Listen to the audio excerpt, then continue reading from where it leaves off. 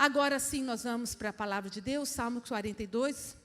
Esse Salmo de número 42, ele é atribuído aos filhos de Coré. Porém, muitos teólogos dizem que tem a pena de Davi por trás desses salmos. Por quê? Porque os primeiros 41 salmos foram escritos por Davi. E o livro de Salmos é feito por um compilado de outros 5 livros, E o primeiro livro vai até o Salmo 41. E o estilo desse Salmo 42 é muito o estilo de Davi. Então, alguns teólogos ousam dizer que se não foi Davi que escreveu, a pena dele, a inspiração estava por trás. Nós vamos ler esse salmo, que é bem conhecido, e eu vou emendar no Salmo 43. Por quê? Porque você vai ver que é praticamente um salmo só. Essa divisão foi feita para nós, para a gente achar os textos na Bíblia, mas a Bíblia não foi escrita com números, tá bom? Então, nós vamos ler os dois salmos de uma vez só. Como a corça anseia por águas correntes, a minha alma anseia por ti, ó Deus, a minha alma tem sede de Deus, do Deus vivo. Quando poderei entrar para apresentar-me a Deus? Minhas lágrimas têm sido o meu alimento de dia e de noite, pois me pergunto o tempo todo, onde está seu Deus? Quando me lembro dessas coisas, choro angustiado, pois eu costumava ir com a multidão, conduzindo a procissão à casa de Deus, com cantos de alegria e de ação de graças, entre a multidão que festejava. Por que você está assim tão triste, ó minha alma? Por que está assim tão perturbada dentro de mim? Ponha a sua esperança em Deus, pois ainda o louvarei. Ele é o meu Salvador e o meu Deus. A minha alma está profundamente triste. Por isso de ti me lembro, desde a terra do Jordão, das alturas do Hermon, desde o monte Mizar, abismo chama abismo, a rugir das suas cachoeiras, todas as suas ondas e vagalhões se abateram sobre mim. Conceda-me o Senhor o seu fiel amor de dia. O seu fiel amor de dia. Queridos, vocês que são músicos, vocês deviam fazer uma música com essa expressão. O seu fiel amor. Não existe um amor tão fiel. Não existe um amor, na verdade, 100% fiel como o amor de Deus. E o salmista está falando, Senhor, conceda-me o seu fiel amor de dia. O amor que não decepciona, que não fere, que não machuca. De noite esteja comigo a sua canção. É a minha oração ao Deus que me dá vida. Da onde vem a minha vida? Da onde vem o meu ânimo, a minha força? Vem de Deus. Direi a Deus, a minha rocha, a minha fortaleza, o lugar onde eu sinto seguro. Por que te esqueceste de mim? Por que devo sair vagueando e pranteando, oprimido pelo inimigo? Até os meus ossos sofrem agonia mortal. Quando os meus adversários zombam de mim, perguntando o tempo todo, onde está o seu Deus? Por que você está assim tão triste, a minha alma? Por que você está assim tão perturbada dentro de mim? Põe a sua esperança em Deus, pois ainda louvarei Ele, o meu Salvador e o meu Deus. Faze-me justiça, ó Deus, e defende a minha causa contra um povo infiel. Livra-me dos homens traidores e perversos, pois tu, ó Deus, és a minha fortaleza. Por que me rejeitaste? Por que devo sair vagueando e pranteando, oprimido pelo inimigo? Envia a tua luz e a tua verdade. Elas me guiarão e me levarão ao teu santo monte, ao lugar onde habitas. Então irei ao altar de Deus. A Deus, a fonte da minha plena alegria. A Deus, fala comigo. A Deus, a fonte da minha plena alegria. Você sabia que existe uma alegria que ela é plena, que ela é perfeita, que ela é completa? Ela não está naquela torta de nozes. Olha que uma torta de nozes já traz uma alegria, uma boa alegria. Não está naquele brigadeiro, não está sequer nesse relacionamento que você gosta tanto, não está em uma viagem de cruzeiro, apesar de trazer uma alegria sim, mas a plena alegria, ela tem nome. Ele está falando aqui, a Deus, a fonte da minha plena alegria. Com a harpa te louvarei, ó Deus, meu Deus. Por que você está assim tão triste, ó minha alma? Por que você está assim tão perturbada dentro de mim? Põe a sua esperança em Deus, pois ainda o louvarei. Ele é o meu Salvador e o meu Deus. Eu não sei vocês, você está vendo o tanto que eu falo rápido aqui, né? Vai me perdoando aí. Eu não sei vocês, mas assim, à primeira vista, lendo esse salmo, que eu também creio ser de Davi, mas independente do autor, me parece que o autor é meio bipolar. Eu não sou psicóloga, não entendo muito de bipolaridade, mas me parece que ele é meio bipolar. Você não tem essa impressão? Porque ao mesmo tempo que ele fala um monte de coisa boa, agradável, feliz, Deus é a fonte da minha plena alegria, Deus é minha fortaleza, a minha rocha, o seu fiel amor está comigo todo dia, cada manhã. Ele fala um monte de coisa ruim. Aí você fica assim, como isso pode estar acontecendo? Primeiro, as coisas boas. A minha alma tem sede de Deus, o Deus vivo. Ou seja, Deus está vivo. Ele está falando, Deus está vivo. Ponha a sua esperança em Deus. Ou seja, você pode esperar em Deus. Ele é fiel. Ponha a sua esperança em Deus. Conceda-me o Senhor o seu fiel amor. Deus não falha. Ao Deus que me dá a vida, é fonte de vida, é minha rocha, é minha fortaleza, é a fonte da plena alegria, meu Salvador e meu Deus. Então, ele está falando isso o tempo todo aqui no Salmo. Mas em meio a uma frase e outra dessas, ele solta minhas lágrimas têm sido o meu alimento. Todo dia. Choro angustiado, porque você está assim tão triste, não é uma tristeza, é muita tristeza. Tão triste a minha alma, porque está assim tão perturbada, em agonia, em aflição. A minha alma está profundamente triste, porque devo andar vagueando e pranteando, oprimido pelo inimigo. Eu vivo oprimida pelo inimigo, eu vivo em guerra. E depois, até os meus ossos sofrem agonia mortal. Não é estranho isso? Uma pessoa no mesmo salmo, você fala assim, não, afinal de contas ele está feliz ou ele está triste? Lendo esse salmo, quem sabe me dizer? Ele está seguro ou ele está se sentindo vulnerável? Não dá para saber muito bem, né? E eu gosto dessa possibilidade de ser Davi, o homem segundo o coração de Deus, o autor desse salmo. Eu gosto, porque eu quero ser essa mulher, a mulher segundo o coração de Deus. Eu quero viver tudo que Deus projetou para mim, eu quero agradá-lo. E por mais que eu seja um homem assim como Davi, de um nível de intimidade, aquele que conseguiu ver o Messias, centenas de anos antes, séculos e séculos, a visão de Davi do Messias é perfeita, os salmos que ele escreve, a intimidade com Deus, por mais que ele é esse homem, segundo o coração de Deus, ele tem essa alma, como a minha e como a sua. E é esse o nosso maior desafio. Nesse mundo nós temos algumas frentes de batalhas, que vão tentar de tudo, fazer de tudo para roubar a nossa alegria.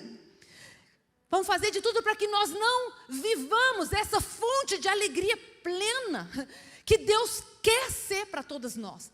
Quais são esses inimigos que nós temos que batalham contra a nossa alegria, contra essa paz da alma, esse sossego, essa confiança, essa segurança, essa força?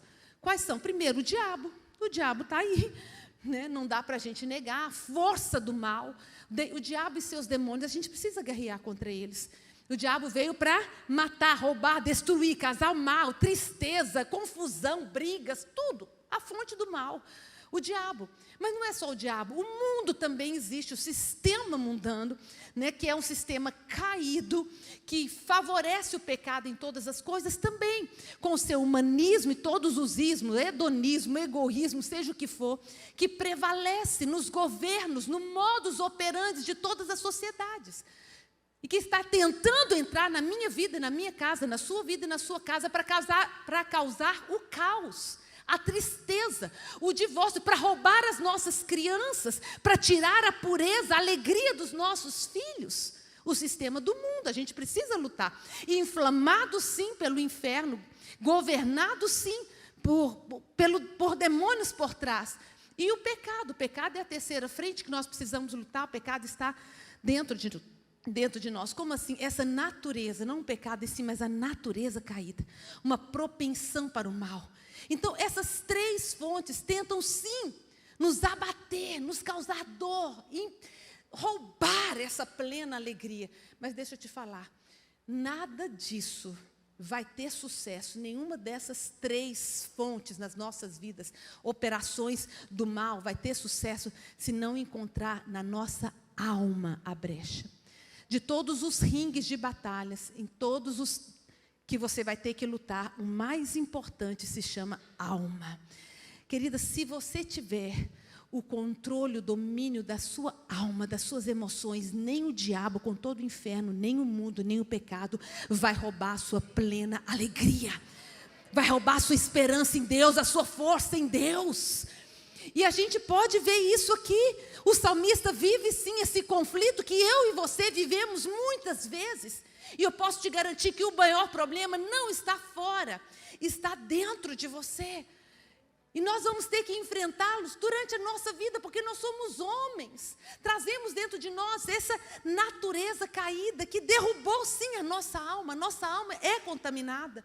O nosso espírito, na verdade, está pronto, mas a alma é fraca. E é aí que nós precisamos voltar com toda a nossa atenção. Jesus, sendo o homem, o único que pisou essa terra e que não pecou, ainda assim ele precisou lutar. A Bíblia fala que ali no Getsêmani, a sua alma estava profundamente angustiada, triste. Ele fala com os discípulos: vocês não podem velar, zelar, vigiar comigo nem por um instante, porque a minha alma está profundamente triste. Imagina uma tristeza profunda que veio sobre Jesus, o Messias. Agora, se veio sobre Jesus, veio sobre Davi, muitas vezes vem sobre nós. E nós precisamos identificar essas portas das nossas emoções para que a gente viva o joy de Deus. Ele quer isso para nós. Deus é a fonte da minha plena alegria. E agora, que adianta nós falarmos para todo mundo: olha, eu sirvo a Deus, eu amo a Deus, eu fui salvo pelo Senhor, se a gente não vive isso? O mundo está atrás de ver isso em nós. Mas Deus não é a fonte da sua alegria. E por que essa cara fechada? Mas Deus não é a fonte da sua alegria. E por que tanta murmuração? Por que tanta reclamação? E aonde está o problema? No diabo? Na circunstância? No seu marido? No seu patrão? Na sua sogra? Na sua vizinha? Não! Não! O problema está aqui, na sua alma. E isso é bom. Por quê? Porque toda a responsabilidade de viver a plena alegria é minha. Se eu não sou essa pessoa que vive a fonte da plena alegria, eu não posso culpar, não. A culpa é o meu filho que está me trazendo tanta tristeza. Não. Não é. Porque você, se eu falar agora, traz aí a sua lembrança, 2 pessoas que passaram situações terríveis, de perdas, por exemplo, ou divórcio, ou traição, ou abuso. Você vai ver algumas vão vir agora na sua lembrança, e você vai ver que elas reagem diferente mediante a mesma situação de tristeza. Tem pessoas que passam por perdas, mas a perda não domina aquela pessoa, ela continua a sua trajetória. Quantos aqui passaram por perdas nessa pandemia? A maioria de nós. Se não na nossa casa, por gente muito perto de nós. Algumas pessoas desistiram da vida ou estão até agora querendo desistir por causa de alguma perda que sofreu. Outras não. Outras, elas estão animadas em Deus. Você fala: mas como assim? Qual a diferença entre elas? A diferença é como elas lidam aqui dentro consigo. Porque a perda, a dor é a mesma para qualquer uma. Traição, abuso, o divórcio, seja o que for. A situação financeira difícil. Nós precisamos lidar, todos nós. E esse salmo eu quero trazer aqui para vocês alguns segredos. Aonde está esse problema que rouba a nossa alegria? E antes de entrar aqui propriamente nessas chaves que eu quero repartir com vocês, conta a história que um pai estava trabalhando home office em casa, nesses tempos de pandemia, e o filhinho pequenininho estava ali, entre aspas, perturbando. Na verdade, estava sendo criança, né? Criança é assim, chama atenção, e chora, e cai, e pede comida. E está ali, o pai não estava conseguindo se concentrar, trabalhar. E aí o pai teve uma ideia, falou: meu Deus, eu preciso dar um jeito nesse menino, porque ele não me deixa trabalhar. Ele viu uma capa de revista, ele rasgou aquela capa e cortou toda aquela capa que tinha um mapa mundi. Ele falou: já sei o que eu vou fazer. Meu filho é pequeno, ele não sabe nem aonde está Brasil, nem Europa, nem nada. Eu vou cortar esse mapa mundi e eu vou oferecer para ele aquele brinquedo que ele quer, quando ele conseguir montar esse mapa. Falou: filho, vem cá, sabe aquele brinquedo que você está me pedindo há tanto tempo? Monta aqui esse quebra-cabeça. A hora que você montar, papai vai comprar para você. E ele pensou: agora eu tenho aí pelo menos 2, 3 semanas de paz, porque esse menino não vai sossegar enquanto não montar esse brinquedo. Mas 10 minutos depois vem o garotinho com o mapa mundi montado. Para o desespero do pai. O pai falou: mas como assim? O que você fez? Ele falou: ai, pai, foi fácil. Quando quando você rasgou a capa de revista, eu vi que do outro lado tinha a figura de um homem. Então, eu virei as pecinhas, montei o homem e desvirei. Agora está aí o mapa mundi. Sabe, queridas, tem muitas coisas que a gente quer dar jeito no mundo a nosso redor. Parece que está fora de lugar, parece que está errado, parece que está bagunçado. É a fonte da nossa tristeza. E a gente quer dar jeito, quer consertar as pessoas, a igreja, o governo, o marido, os filhos. A gente quer dar jeito naquilo que está ao nosso derredor, fora de nós. Que tal começar pela parte que cabe a nós mesmos, que nós temos todo acesso, que é o nosso coração, a nossa alma. Que tal voltarmos para nós? Eu estou aqui para dizer, foca na sua alma. É aí que está a chave da sua alegria, da sua vitória. Se você entender isso, se você conseguir colocar a sua alma em ordem, então as coisas que estão à sua volta não terão poder para roubar a sua alegria, a sua paz, os seus sonhos, os seus projetos, a sua força, a sua esperança, nem a sua fé. O problema não está fora, o problema está dentro. E eu acho interessante que o salmista aqui, ele tem esse entendimento, porque ele fica assim: por que você está batido, a minha alma? Por que te perturbas dentro de mim? Ele começa a mostrar um outro lado, ele sabe que o problema está dentro dele. A primeira coisa que eu quero que você entenda é que você tem autonomia sobre a sua alma e deve exercer controle sobre as suas emoções. As emoções existem para estar debaixo da sua vontade, das suas escolhas. Você não pode ser governada por aquilo que você sente. Paulo falou, nós não vivemos pelo que nós vemos, pelo que nós sentimos. Nós vivemos pelo que nós cremos, pelo que nós temos certeza. A nossa fé é o que deve nos mover, é o que deve mover as nossas decisões, aquilo que fazemos e deixamos de fazer. Então entenda, nós temos sim, as nossas emoções são vulneráveis. Por mais madura que você seja, com certeza você tem um dia em cima e um dia embaixo. Ou às vezes no mesmo dia, tem mulheres que estão assim, principalmente naquela tal de TPM, no mesmo dia ela fica em cima e embaixo, em cima e embaixo, em cima e embaixo. Nós somos assim. Só que você precisa entender que esse desnível seu emocional, essa perturbação de alma, não pode reger a sua vida, as suas escolhas, quem você é e o que você vai fazer. Até Jesus voltar, nós estamos, eu espero que você, como eu, esteja num crescimento, num constante crescimento e amadurecimento. E a tendência é que essas subidas e descidas, elas diminuam. Elas vão tendendo a ser uma reta, quanto mais maduro você for. Entretanto, nós estamos aqui com essas 3 frentes contra nós. É o diabo, é o mundo, é o pecado, o tempo todo. O diabo usando as pessoas, o pecado dentro das pessoas e dentro de nós muitas vezes. Então, nós vamos ter sim que lutar contra as nossas emoções. Mas entenda, está debaixo do seu controle as suas emoções. Você, minha querida, não tem que ser governada pelo que você sente. Você pode sentir uma coisa e agir completamente diferente, sabia disso? E isso não é hipocrisia. Porque tem pessoas que entendem isso como hipocrisia. Tipo assim, a fulana, eu não gosto de fulana. Não, fulana mesmo, essa pessoa é traíra. Ela, olha, fala mal de mim pelas costas, já aprontou isso comigo, aquilo outro. Eu tenho que ir lá falar, oi, a paz do Senhor, né? Eu não quero a paz dela. Eu tenho que ir lá declarar o meu amor? Tem sim. Mas, Mônica, eu não vou estar mentindo? Eu não vou estar sendo hipócrita? Não. Porque o seu espírito que está pronto, que é perfeito, ama aquela irmã.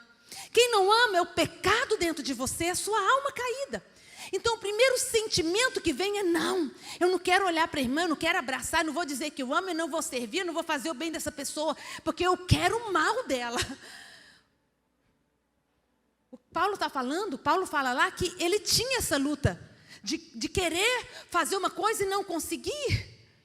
Da luta entre o que nós sentimos e o que nós devemos fazer. Eu estou aqui para falar para você que você não tem tem que fazer aquilo que você sente, você tem que fazer aquilo que Ele quer. E basta uma decisão. Então você chega nessa irmã e fala: minha querida, eu amo você. Mônica, eu não estou sentindo, mas a gente não vive por sentimento. É por isso que você não tem que esperar sentir vontade de orar, sentir vontade de ler a Bíblia, sentir vontade de vir para a igreja. Hoje eu não estou afim de ir para a igreja, então se eu não estou afim, eu não vou. Não! Se você não está afim, você vai. Porque você não vive pelo que você sente, você vive pelo que Ele quer. Então são decisões. E eu acho interessante porque o salmista, em outros salmos, deixa claro esse governo que nós temos sobre as nossas emoções, principalmente nós mulheres. A gente é tendente a crer que, por sermos mais emocionais do que os homens, nós vamos ser levadas pelos nossos sentimentos. Muda a sua história, minha querida. Começa a governar os seus sentimentos, a não se deixar governar pelas suas emoções. Mas em Deus decidir quem você é. E em Deus decidir o que você tem que fazer. Olha só o que o salmista diz no Salmo 116. Ele diz assim: laços de morte me cercaram e angústias do inferno se apoderaram de mim. Caí em tribulação e tristeza, então invoquei o nome do Senhor. Ó Senhor, livra a minha alma. Volta minha alma ao teu sossego. Uau! Ao mesmo tempo que ele está: Senhor, me ajuda, Ele também está fazendo a parte dele, porque a parte que cabe a nós, Deus não vai fazer. Deus vai te ajudar, minha querida, na parte que você não consegue. Mas eu estou aqui para dizer que você consegue sim ordenar suas emoções e falar: volta, alma minha, ao teu sossego. Espera em Deus, confia nele, Ele é a sua rocha, Ele é a sua esperança. Ele é a fonte da alegria plena, Ele é a fonte da vida. Você pode sim ordenar a sua alma, as suas emoções. Chega de ser governada. Você não é uma mulher emocional, você é uma mulher espiritual.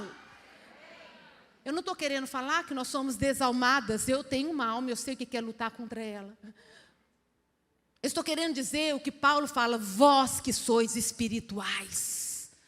Nós somos espirituais, vivemos por Ele, para agradá-lo. Nós temos dentro de nós um espírito que deve nos dominar. Então essas decisões que eu falo, você deve tomar, deve ser baseado nessa pessoa que está dentro de você, que é perfeita, chamada Espírito Santo. O que você deve fazer, o que a sua alma está dizendo, o que o Espírito Santo está dizendo que você deve fazer. Você não tem que esperar sentir, você tem que ouvir Deus e falar: é assim que eu vou fazer, é essa pessoa que eu vou ser. Que o Espírito Santo ilumine a sua mente, destrave algo poderoso para você ser essa mulher de vida plena, de alma plena, que você viva o joy de Deus, que os projetos de Deus se cumpram na sua vida. Porque você não vai ser mais levada pelos seus sentimentos, pela sua alma caída, por aquilo que você sente ou não, por aquilo que você acha ou não. Você vai ser governada pelo seu dono. Você tem ou não dono, a quem você chama de Senhor? Pois é, faça o que Ele te diz e não o que a tua alma grita para você. É exatamente, é uma chave, é um segredo que nós temos que virar. Ai, mas Mônica, fulano fez isso comigo, eu não quero mais esse relacionamento. Você não quer. E Deus? O que Deus pensa a respeito disso? Ou o contrário: não, mas eu não consigo abandonar esse relacionamento. E Deus? A quem você vai obedecer? Quem é o seu Senhor? E o salmista está falando: volta, alma minha, ao teu sossego, pois o Senhor tem sido generoso para contigo. Deus é bom. Por que você está assim, tão perturbada? Salmo 131, olha o que Davi diz: Senhor, o meu coração não é orgulhoso, os meus olhos não são arrogantes, não me envolvo com grandes coisas maravilhosas demais para mim. De fato, de verdade, na prática, acalmei e tranquilizei a minha alma. Você está vendo que você pode acalmar e tranquilizar a sua alma? Que Deus te deu esse livre-arbítrio e esse poder de governo, de domínio sobre as suas emoções.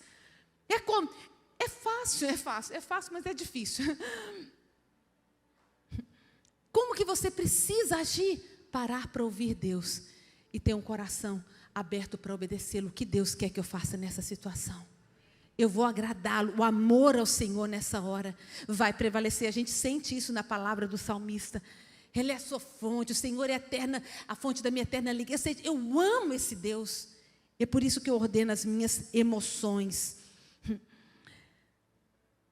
Segunda coisa que eu gostaria de falar: não gaste tempo e energia mental com interrogações que não competem a você.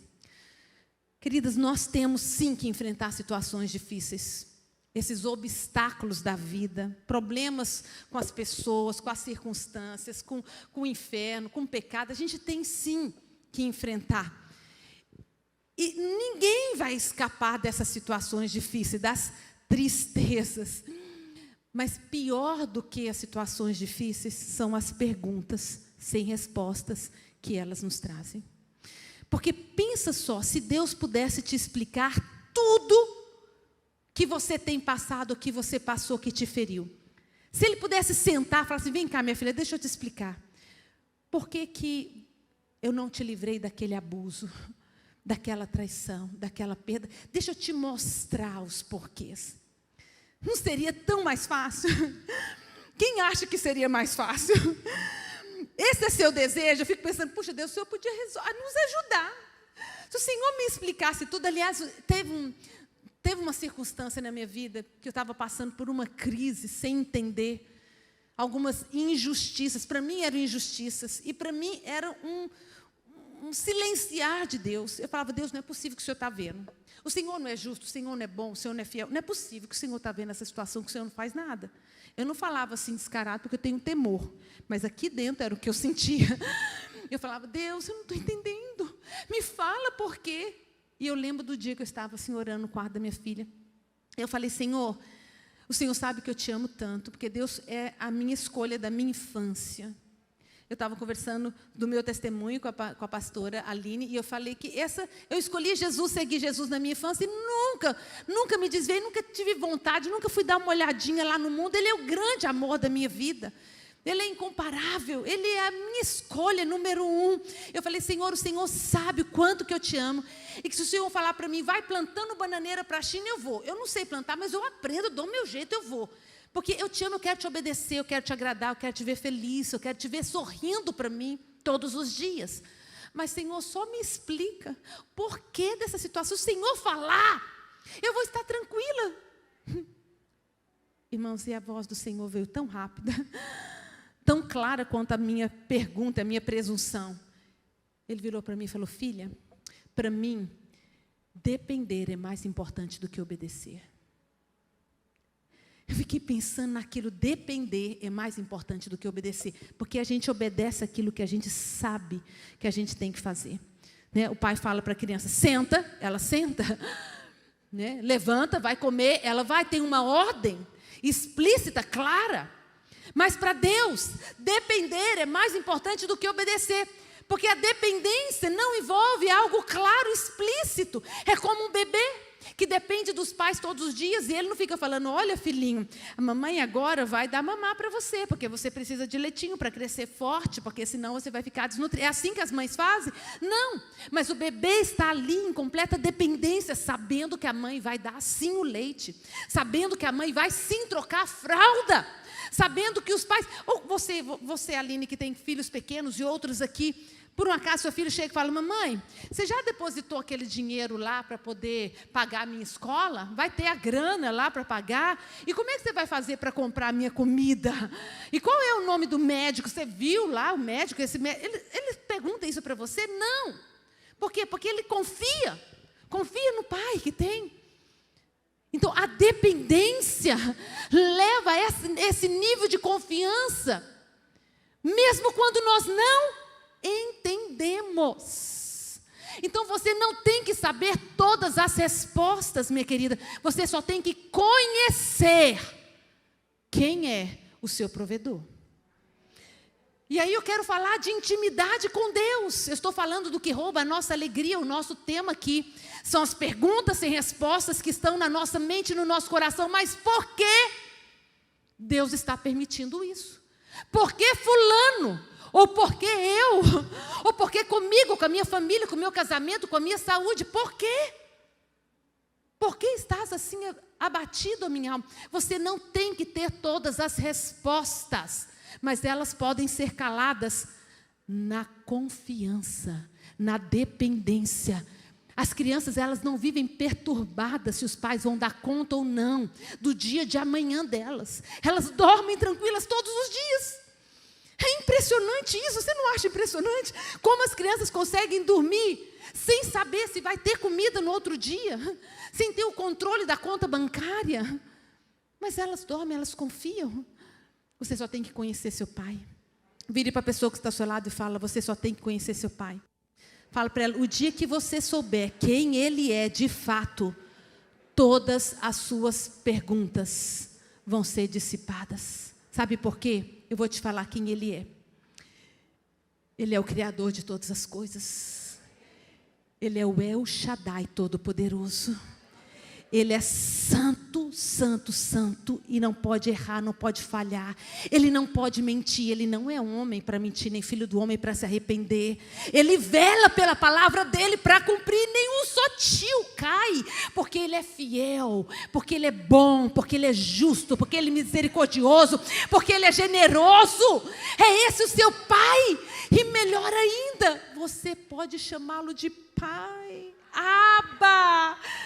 E sabe de uma coisa? Um dia ele deixou tudo para vir ao seu encontro, quando você não era nada, nem ninguém. E ele decidiu entregar para ter você. Ele decidiu entregar seu único filho, perfeito, justo, puro e bom, só para não te perder. E você ainda desconfia desse Deus? É verdade que você desconfia desse Deus? É verdade que você tem insegurança, que você acha que ele pode estar sendo mal com você, pelo fato dele ainda não ter respondido a sua oração? Olha o que Isaías diz, queridos. Isaías capítulo 45 diz assim: ai daquele que contende com o seu Criador, e não passa de um caco de barro entre outros cacos. Acaso dirá o barro ao que lhe forma: que fazes? Ou a tua obra não tem alça. Assim diz o Senhor, o Santo de Israel, aquele que o formou: quereis acaso saber as coisas futuras? Quereis dar ordens acerca dos meus filhos, acerca das obras das minhas mãos? Quem somos nós para perguntar para o nosso Criador por que ele me fez com alça e você sem alça? Será que Deus errou em nos fazer assim diferentes? Será que Deus errou em traçar trajetórias, caminhos, famílias, ministérios, dons, talentos diferentes para nós? Será que Deus faz acepção de pessoas? Não! Deus não faz acepção de pessoas. Então o salmista está falando: por que estás assim tão abatido, minha alma? Deus é justo, Deus é bom, Ele é reto, Ele é Pai. Os cristãos são os únicos que chamam o seu Deus de Pai. Ele faz questão, Jesus falou: vem cá, quando vocês forem orar, orem assim: Abba. Lembrem quem Ele é. O Pai que entregou tudo, aquele que não poupou o seu único filho, antes o entregou por nós, não nos dará juntamente com Ele todas as coisas? Ah, querido, se nós conhecêssemos quem Ele é. Sabe o que está faltando? O que está roubando a nossa alegria? É intimidade com o nosso Pai. Se conhecêssemos quem Ele é, quão bom Ele é, quão poderoso, e que com amor perfeito, seu fiel amor, Ele nos cobre todos os dias, e que enfim todas as coisas estão colaborando para o nosso bem, ainda que a gente não entenda, então essas perguntas seriam dissipadas, e nada nos roubaria a nossa alegria. O projeto de Deus para nós, o salmista está cheio de perguntas: onde está Deus? Os inimigos perguntam isso e encontram eco na alma dele. É algo que está perturbando ele. Onde está Deus? Talvez essa pergunta esteja no seu coração hoje. Aonde está Deus que não resolveu o teu casamento? Cadê Deus que permitiu com que essa pessoa tão querida morresse na sua vida? Onde está Deus que não abriu ainda a porta de emprego? Aonde está Deus? E talvez seja essa pergunta que hoje Deus, com seu fiel amor, com o seu poder, vai calar, vai dissipar. Talvez a sua pergunta hoje seja: aonde estava Deus quando na minha infância eu fui abusada? Talvez você lute com isso todos os dias, mas hoje, a revelação da graça, do amor, da bondade de Deus vai entrar na sua vida. E você vai poder entender que todas as coisas, todas cooperam para o bem. Por exemplo, quem gostaria aqui, você acha que é bom estar dentro de um barquinho quase afundando? Você acha que isso pode ser bom? Alguém pode tirar proveito de uma tempestade que está destruindo um barco? Pode. Pode ser a maior bênção. Pode ser que nessa tempestade, ou essa tempestade te faça viver o maior de todos os milagres, como andar sobre as águas. Se não fosse uma tempestade, Pedro jamais andaria sobre as águas. Talvez você esteja perguntando, onde está Deus? Por que eu devo andar pranteando, como o salmista fala, oprimido pelo inimigo na minha vida financeira, que está tão escasso, eu tenho passado escassez, necessidade. Pode ter bênção numa escassez? Depende. Por exemplo, aquela viúva lá de Sarepta, ela experimentou a multiplicação e a provisão abundante para o resto da sua vida por causa de uma escassez. Tem milagres que nós viveremos no meio da dor, no meio da perda, no meio da escassez. Então todas as coisas cooperam sim para o bem daqueles que amam a Deus. Quando eu falo isso, eu me lembro de uma história. Quem acha que um acidente pode ser bênção? Um acidente que te faz quebrar vários ossos no corpo. Aonde estaria a bênção em um acidente de carro? Que deixa um carro destruído e te manda para um hospital. Isso me faz lembrar de uma história que nós vivemos. Na verdade, meu sogro, né, na nossa família. Meu sogro morava na Bahia e havia comprado terras lá em Belém do Pará. E ele vivia na estrada, indo para poder abrir, lá no meio da Amazônia, abrir a fazenda, começar a vida lá no Pará. E teve um dia que ele pegou o carro, estava indo para Belém, e o carro capotou várias vezes. E ele quebrou várias costelas, vários ossos, e teve que voltar para a Vitória da Conquista, na Bahia, e se tratar. E passou ali semanas se recuperando. Enfim, quando já estava recuperado, ele pega o carro e vai fazer a viagem, para cuidar da sua terra lá, dos seus negócios. Quando ele chega lá, em Belém do Pará, entregaram para ele um jornal, ele tinha guardado até outro dia esse jornal, dizendo assim, que um pistoleiro tinha matado um fazendeiro ali da região, e ele havia sido pego, a polícia prendeu, e ele deu uma lista de fazendeiros que eram para serem mortos. Até hoje a briga, vocês conhecem lá da Amazônia, em termos de poceiros, aquela confusão toda. E esse pistoleiro entregou a lista que ele tinha sido pago para matar. E o primeiro nome da lista era José Armando Mendes Figueira, o meu sogro. Mas como meu sogro não estava lá no dia em que ele tinha que matá-lo, ele matou o segundo da lista. E pegaram ele entregou a lista e o plano todo. Mas por que meu sogro não estava lá no dia? Porque tinha uma mãe orando por ele. E falando, Senhor, eu não criei filhos para o pecado, nem para a morte. Meu sogro ainda nem servia a Deus, mas tinha uma mulher de joelhos dobrados, orando, Senhor, não vai deixar nenhum dos meus filhos se perder. E ele ainda não tinha se convertido. E aí veio o acidente, vários ossos quebrados e o livramento da morte. A gente pensa, meu Deus, eu quase morri, mas na verdade o quase morri foi um livramento da morte. Você está vendo que Deus é bom mesmo no meio da dor, e ossos quebrados, quando você não entender o porquê, não se volte contra Deus. Quem é você para perguntar por que fez o vaso assim? Por que não me colocou alça? Aí Deus fala assim, vem cá, olha o que Deus pergunta, fala assim, por um acaso vocês querem saber as coisas futuras? Vem cá, filha, senta aqui. Por um acaso você quer ser Deus no meu lugar? É isso? Você quer ser Deus no lugar de Deus? Não é melhor depender e confiar que esse Deus que não falha, não erra, está cuidando de cada detalhe da sua vida? E que se você ainda não entendeu, vai chegar um dia, talvez aqui, ou lá na eternidade, que tudo vai fazer sentido. É como aquela mãe que está bordando aqui uma tela de tapeçaria, e a filha pequenininha está olhando embaixo, e os fios estão todos entrelaçados, cruzados, está horrível. E a filhinha pergunta, mamãe, o que você está fazendo? Ela fala, filha, eu estou bordando uma paisagem linda. Tem casa, tem rios, tem pássaros, tem árvores, flores. É a coisa mais linda. Ela fala, não, mamãe, é muito feio, não está bonito. E a mãe vira para a filha e fala, filha, um dia você vai crescer. E você vai poder ver a tela por cima. E tudo vai fazer sentido. Calma, está tudo muito feio. Está dolorido, mas um dia você vai crescer. E o dia que você conseguir olhar a tela por cima, tudo vai fazer sentido e você vai ver quão perfeito é o seu Deus.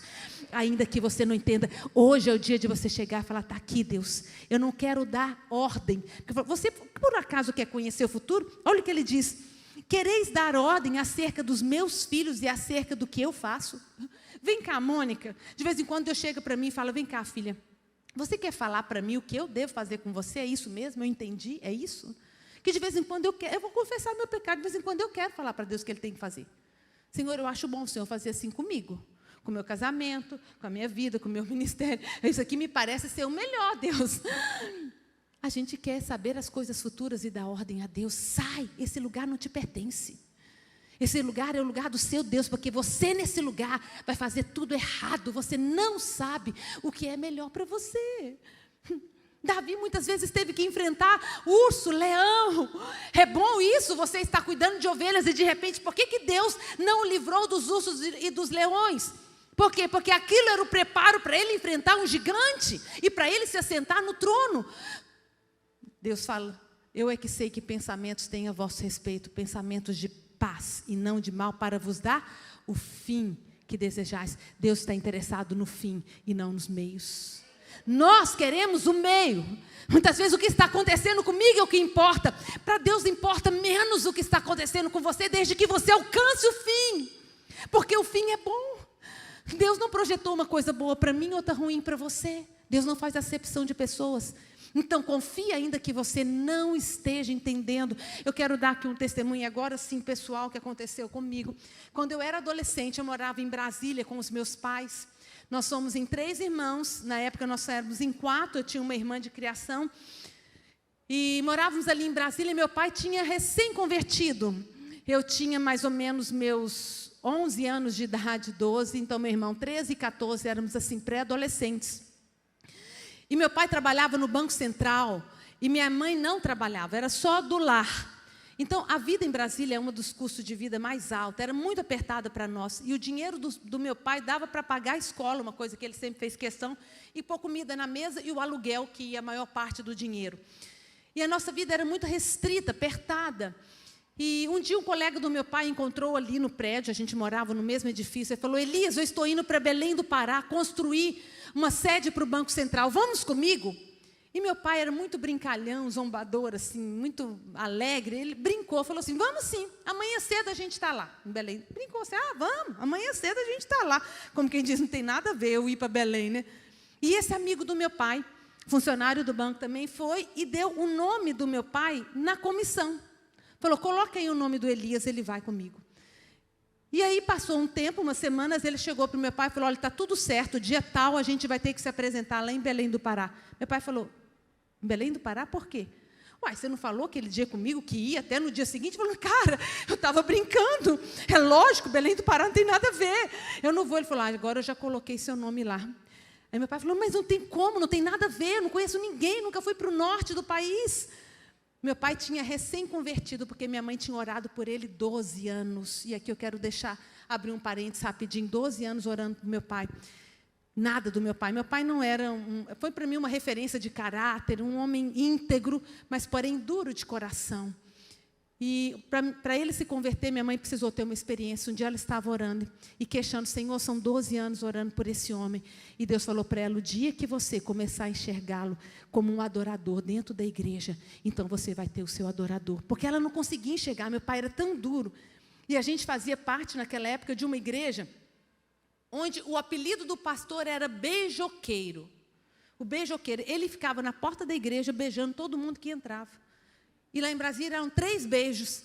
Aí minha mãe pensava, meu Deus, o Elias, na hora que olhar um homem beijando todo mundo, 3 beijos, ele já vai dar, nunca vai entrar nessa igreja. E aí Deus chegou para ela e falou, comece a imaginar, comece a crer, a visualizar, como Abraão visualizou a terra de longe sem pisar, da promessa. Comece a crer, visualizando pelos olhos da fé. Ela orou mais um mês e meu pai se converteu. E meu pai tinha recém-convertido quando essa proposta de mudarmos para Belém do Pará chegou até ele.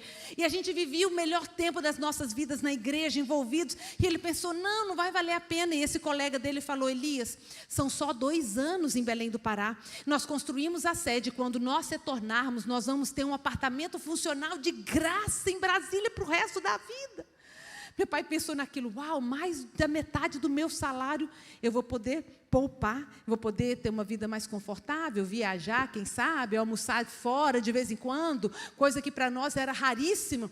E os olhinhos do meu pai brilharam, né? Falaram, uau, se é assim, quem sabe, 2 anos passa rapidinho. Então, reuniu a família, conversou com a minha mãe, conosco, e todo mundo chorando, porque a gente não queria deixar ali aquilo que estávamos vivendo como família. Decidimos ir, porque afinal de contas eram só 2 anos. Fizemos as bagagens e nos mudamos para Belém do Pará. Tem alguém aqui que conhece Belém do Pará? É paraense, não? Ai, saudade daquele tucupi, tacacá, saputi, cupuaçu, bacuri. Não é línguas estranhas, é a comida lá do Pará que conquistou meu estômago. Eu costumo falar que eu sou goiana natural, de Goiânia. Meu coração é ribeirão pretano, mas meu estômago é paraense. Amo aquela terrinha. E fomos para lá, para Belém do Pará, começar do zero, em termos de igreja, nos envolver. Achamos uma igreja, conseguimos nos envolver como família novamente. E, enfim, tocamos os 2 anos. No final dos 2 anos, todo mundo pensou, agora a gente vai ficar livre do aluguel, porque pagávamos aluguel em Belém do Pará também, vida apertada também. Agora a gente vai voltar e a gente vai ter uma vida mais regalada. Voltamos? Não. A gente já ficou assim, Deus, aonde estava no contrato esse negócio que não era 2 anos? Porque até onde a gente entende, a gente assinou um contrato de 2 anos, a gente veio para passar 2 anos, e parece que as coisas já começaram a dar errado. E a gente teve que ficar mais 2 anos em Belém do Pará, pagando aluguel, com a vida apertada. Parecia que Deus não estava sendo tão bom assim como a gente pensava que Ele seria. E tivemos que passar mais 2 anos. E nesses 2 anos de atraso de Deus, foi que eu conheci Dani. E ele me conheceu. Eu acho que isso merece um aplauso, Senhor, não é não? Deus me deu o maior presente da minha vida. Eu conheci Dani, os meus irmãos conheceram os seus cônjuges nesses 2 anos de atraso, em que a gente está tendo que gastar mais, em que a gente não está tendo conforto, em que parece que Deus nos decepcionou, em que as coisas não aconteceram como Ele prometeu, em que as nossas mentes estão cheias de dúvidas e interrogações, e Deus está costurando a nossa tela, Deus está fazendo a nossa paisagem, Deus está tecendo as nossas vidas. Nós conhecemos, enfim, nesses 2 anos em que eu conheci Dani, nós saímos das nossas igrejas, debaixo da bênção dos nossos pastores, nós éramos batistas, e nós começamos uma igreja, a minha família e a dele, mais umas 3, 4 pessoas, começamos uma igreja que hoje já plantou dezenas de igrejas no norte do país, 2 anos. Por causa de um relacionamento, começamos uma igreja, dezenas de igrejas plantadas, milhares de vidas salvas. Quando parecia que tudo estava dando errado. Bom, 4 anos, a sede ficou pronta e voltamos, enfim, voltamos para ter aquela vida um pouquinho mais confortável, um sonho que a gente entendia que era promessa de Deus para nós. Chegamos em Brasília, fomos lá, meu pai foi ao banco, agora, livre do aluguel para sempre. Só que não, o Banco Central tinha mudado as regras e a gente não tinha mais direito a apartamento nenhum. A gente teria que viver o resto da vida no aluguel. Eu só lembro da minha mãe chorando, falando, Deus, eu não consigo entender, o Senhor nos tirou daqui. A gente foi para lá só por causa desse aluguel. Não conhecíamos ninguém em Belém do Pará, né? Não tínhamos esse desejo, né? Pagamos esse preço e agora a gente vai morrer aqui, pagando aluguel. Porque o salário do meu pai não tinha condição de comprar apartamento em Brasília. Era restrito, era pequeno. E eu lembro da minha mãe chorando e falou para o meu pai, olha, então nós vamos entrar com o banco na justiça. Os próprios advogados de dentro do Banco Central chamaram o meu pai e falaram, entra com o Banco Central na justiça, porque outros fizeram isso e ganharam a causa. E meu pai quis entrar? Não. Meu pai falou, não, eu não vou cuspir no prato que eu estou comendo. É da onde vem o meu salário? Eu não vou me queimar. Minha mãe falava, não, a gente precisa. É a nossa oportunidade. Outros entraram e receberam seus apartamentos. Meu pai quis? Não. Parece que meu pai endureceu o coração. E parece que Deus não quebrantou o coração do meu pai. E minha mãe, sem entender, falou, então nós vamos partir para comprar um apartamento, nem que seja perder de vista, com prestações ínfimas, pequenas, nós vamos comprar esse apartamento.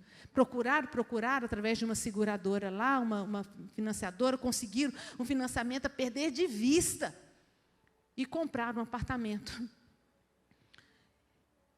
E meus pais precisavam começar a pagar esse apartamento 3 meses depois de assinado o contrato.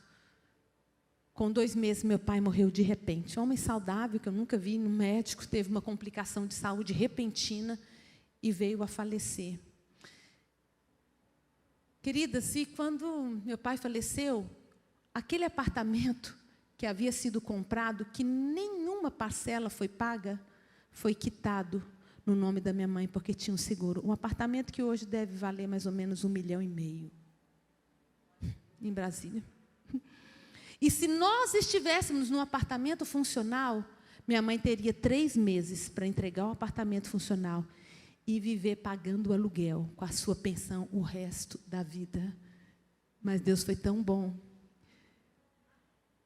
que garantiu a vida boa da minha mãe, dando para ela um apartamento. Falou, filha, está aqui, ó, um apartamento de 1,5 milhão, porque você vai precisar disso daqui a uns dias. Por que eu falo isso, queridas? A maior marca que eu tenho não é do choro da minha mãe, quando as coisas deram erradas, e nós soubemos que o apartamento não seria nosso. A maior marca que eu tenho é o choro de gratidão da minha mãe, quando meu pai faleceu, falando, Senhor, é bom comigo, o Senhor não me deixou desamparada, obrigado por esse teto, por esse lugar, porque Deus não erra, Deus não falha, Deus não se esquece, e ainda que nós não entendemos, Ele está escrevendo certo. Ele está fazendo algo de bom para mim, algo de bom para você. E, por favor, escolha o caminho da dependência. Por que estás assim abatido, minha alma? Ele é a fonte da sua alegria. Ele é bom o tempo todo, Ele te ama, Ele tem poder. E amanhã você vai poder entender que todas as coisas cooperam para o seu bem. Eu queria que o pessoal da música subisse aqui. Você precisa ressignificar os fatos ruins da sua vida. Dá um outro significado. Porque por enquanto as coisas ruins que você não entende, fala para você que Deus é ruim, que Deus se esqueceu. Lucas capítulo 18 fala assim, não fará Ele justiça aos seus escolhidos, que a Ele clamam dia e noite, ainda que pareça demorado em defendê-los. Pareça. Deixa eu te falar uma coisa, Deus nunca se atrasa. Você pode atrasar a obra de Deus na sua vida, agora Ele nunca se atrasa. Se Deus não chegou ainda na sua vida para responder aquelas orações, para cumprir aquela promessa, calma. Permanece firme, todas as coisas estão cooperando para o seu bem. Ele sabe o que faz, Ele não erra, Ele não cochila, Ele não dorme. Eu acho interessante, olha esse salmo de Davi, ele diz assim, até quando, Senhor? Olha as perguntas sem respostas, como elas nos perturbam, como a gente precisa chegar e falar, está aqui, ó Deus, esse pacote é tudo que eu nunca entendi na minha história, na minha vida. Mas eu quero fazer uma confissão de que eu sei quem Tu és. Olha o que o salmista, Davi, isso aqui é Davi, num tempo que para ele não fazia sentido. Afinal de contas, ele tinha saído da casa do seu pai, porque o profeta Samuel tinha entrado lá e tinha falado, você é o novo rei de Israel, menino. E ele pensou, uau, amanhã eu vou estar lá no trono então. Deus me escolheu, eu sou o novo rei de Israel. E a partir daquele momento a vida dele começou a se complicar. Foram muitas situações difíceis. Muitos transtornos, ele teve que viver por mais de 10 anos no deserto, fugindo de um inimigo. Ele está falando, por que devo eu viver pranteando, sendo oprimido pelos meus inimigos? Na minha cabeça não me parece correto Deus ter feito Davi esperar 10 anos, deixando um rei que já tinha apostatado, endemoniado no trono. Eu acho que se eu fosse Deus, eu teria falado: sai, Saul, eu vou colocar Davi um homem segundo o meu coração. Graças a Deus eu não sou Deus. Não era tempo do trono, era tempo do deserto, porque os grandes são formados em meio às dores. Aquilo que não me destrói, me fortalece. Eu e você, nós vamos passar por dores. Eu só tenho uma pergunta para te fazer: a dor vai te destruir ou vai te fortalecer? O deserto vai te destruir ou vai te fortalecer? Ele faz parte. Faz parte. Deus tem um propósito. Foi ali no deserto que Deus deu a Davi o exército mais imbatível dessa terra, que nunca perdeu uma só guerra. Homens fiéis que deram suas vidas pelo rei. Sabe onde? No deserto. Davi precisava de um exército daquele para fazer as suas guerras. Mas ele não poderia pegar o exército pronto de Saul, que eram de covardes, que não tiveram coragem. Nenhum deles teve coragem de enfrentar o gigante. Davi não. Os homens de Davi eram valentes, como Samar, que vendo seus inimigos e todo mundo fugiu, ele pega a sua lança e ele começa a lutar sozinho contra os filisteus. Ele está sozinho contra centenas, milhares. Mas é valente. Sabe de onde veio esse Samar? Do deserto. Tem coisas boas no deserto, sim, eles colaboram para o nosso bem. Recordar-te-ás de todo o caminho pelo qual eu te guiei nesse deserto, Deuteronômio, para saber o que estava no teu coração, se guardarias ou não os meus mandamentos, e para te dar a entender que é de mim que você depende, para te dar a entender a dependência, que não só de pão viverá o homem, mas de tudo que procede de mim. Eu sou a sua fonte. Você precisa aprender a depender de mim. Tem um propósito o deserto. E esse Davi está aqui. Até quando, Senhor, esquecer-te-ás de mim para sempre? Até quando ocultarás de mim o teu rosto? Por quê? Porque ele está falando: Senhor esqueceu de mim. Ele me ungiu rei, mas me largou aqui nesse deserto. Até quando estarei eu relutando dentro da minha alma, com tristeza no coração cada dia? Até com tristeza no coração cada dia. Olha o que ele está se sentindo. Até quando se erguerá contra mim o meu inimigo? Ele está com uma visão terrível, está tudo ruim. Ele tem tristeza todo dia, tem inimigo todo tempo.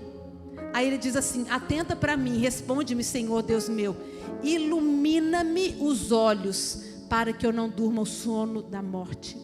Aqui está o segredo. Ilumina-me os olhos, para que eu não durma o sono da morte. Porque tem pessoas que falam: se Deus acabar com os meus inimigos, o meu deserto, é isso que eu preciso. Não, Deus não precisa terminar com o seu deserto, com os seus inimigos, com a sua prova. Deus só precisa iluminar os seus olhos, para você começar a enxergar diferente.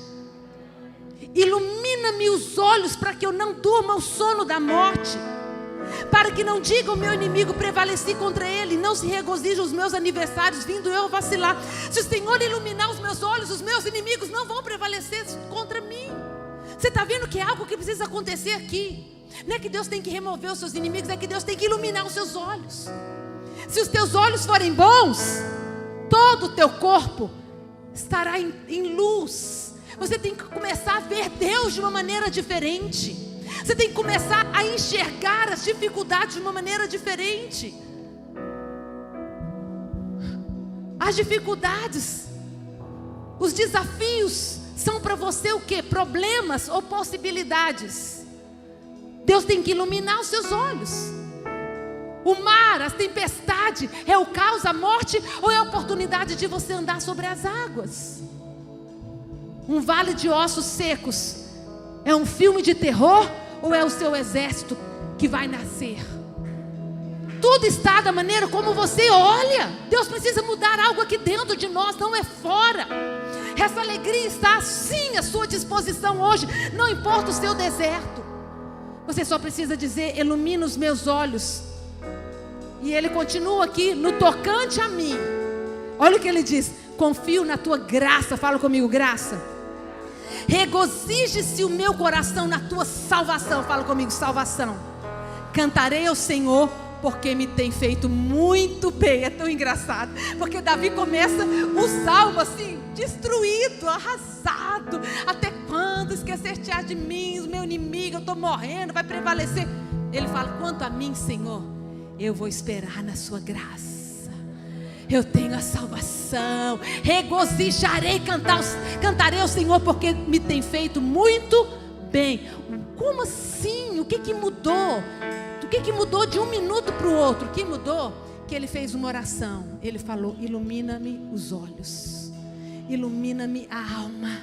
Que Deus venha com a sua luz, que Deus venha com a sua verdade, quebrar sofismas na sua mente, quebrar as interrogações, o medo, a insegurança. Você não vai ser destruído, seus inimigos não prevalecerão contra você.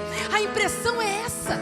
Ele fala: os meus inimigos vão rir e vão prevalecer. Mas na hora que ele fala: ilumina-me os olhos, Senhor, me dá entendimento. No Salmo 42 ele fala a mesma coisa, que a tua luz e a tua verdade me guiem. Você só precisa disso, que a luz do Senhor desça sobre você. Primeiro para você vê-lo como Ele é, quem Ele é. Para você se ver, você é amada do Pai, querida. Ele deu tudo por você, para você não fracassar, não desistir, para você avançar, para você conquistar.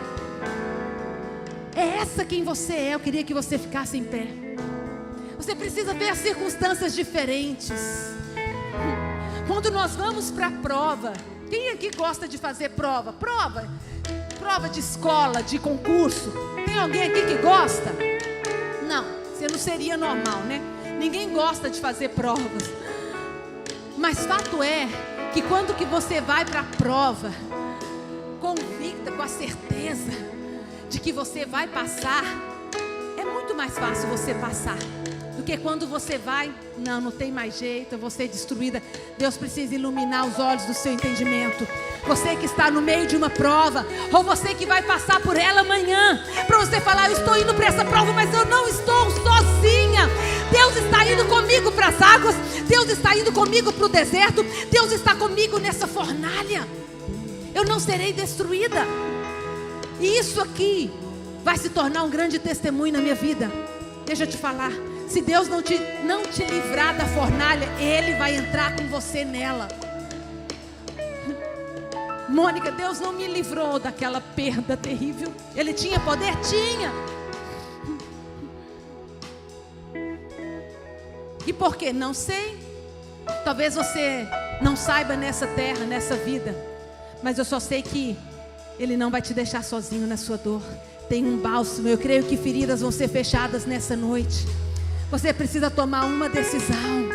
Pegar o seu pacotão de dúvidas, o seu pacotão de interrogações, o seu pacotão de medo, de insegurança, e falar: tá aqui, Pai. Tá aqui, Pai. Você não está só diante de um Deus, você está diante de um Deus que você chama de Pai, meu papai, o seu fiel amor. Você não sabe o que é ter um pai perfeito, eu também não sei. Olha que o meu pai foi bom, mas você está diante de um pai perfeito. Você vai pegar o seu pacotão hoje e vai falar: tá aqui, Deus, eu não preciso entender tudo, eu sei quem tu és. Se o Senhor não poupou o seu próprio filho, antes o entregou por mim, eu não vou duvidar, eu não vou questionar, eu não vou me revoltar. Eu vou crer, eu vou confiar, eu vou esperar, eu vou prosseguir. Deus só precisa iluminar a sua mente, como fez com Jeremias. Jeremias estava falando: Senhor, o Senhor me colocou por teu alvo, não é isso? Todas as tuas flechas são direcionadas para mim. Eu tenho amargura e eu vivo, a minha alma vive no fel, na amargura. Era essa a visão dele. E aí, de um versículo para o outro, ele fala assim: quero trazer à memória aquilo que me traz esperança. Bom é o Senhor, fiel, misericordioso, justo, Pai poderoso. Eu quero trazer à minha memória. É isso que eu vou crer. Eu não vou viver pelo que eu sinto, eu vou viver pela fé de quem Ele é, de quem eu sou para Ele. Eu vou viver a plenitude, eu vou viver a alegria, eu vou descansar. Ele sabe o que faz.